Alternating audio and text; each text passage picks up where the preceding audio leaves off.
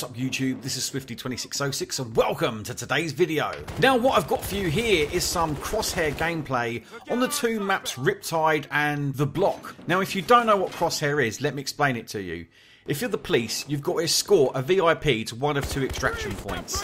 Now team play is key in this game if you're the police. You've got to defend that VIP as best as you can because all he's armed with is a Desert Eagle. So like I say, teamwork really is key here. You've all got to work together to try and protect and move that VIP from one end of the map to the other to one of those extraction points. Now if you're on the other team, if you're the criminals, you've got to try and kill that VIP because he's going to give the cops information that you don't want them to have. So you've got to kill him as quick as possible. Now you don't necessarily have to take out all of the police to win the game. As soon as you've eliminated that VIP, it's game over. And it is also only one life each. So as soon as you die, there is no respawn until the next round.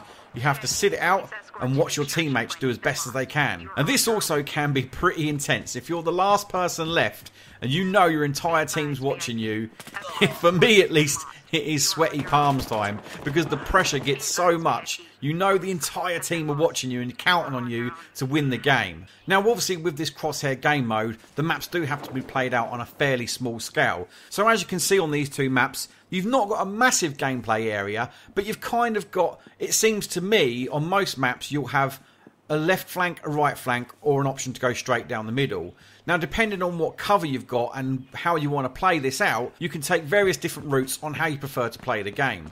Me personally, I like to play it quite stealthily if I'm escorting the VIP and try and keep behind as much cover as possible.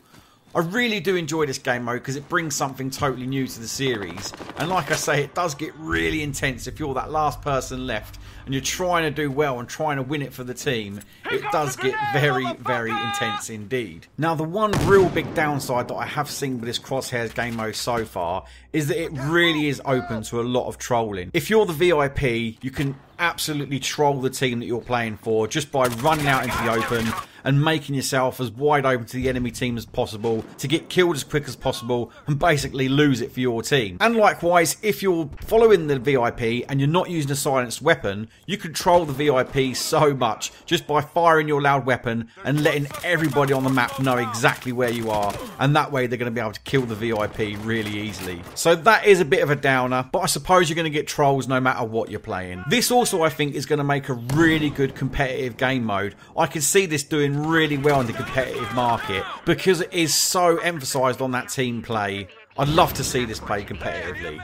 Now I have got to say for me, and I know this will upset a few people, but having this EA access has been a real bonus for me. Getting this early access, alright it's only for 10 hours, but it's been priceless for me.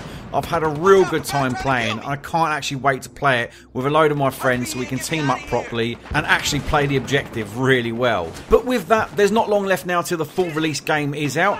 So if you did enjoy this video, please don't forget to leave it a cheeky little thumbs up. And until next time, goodbye.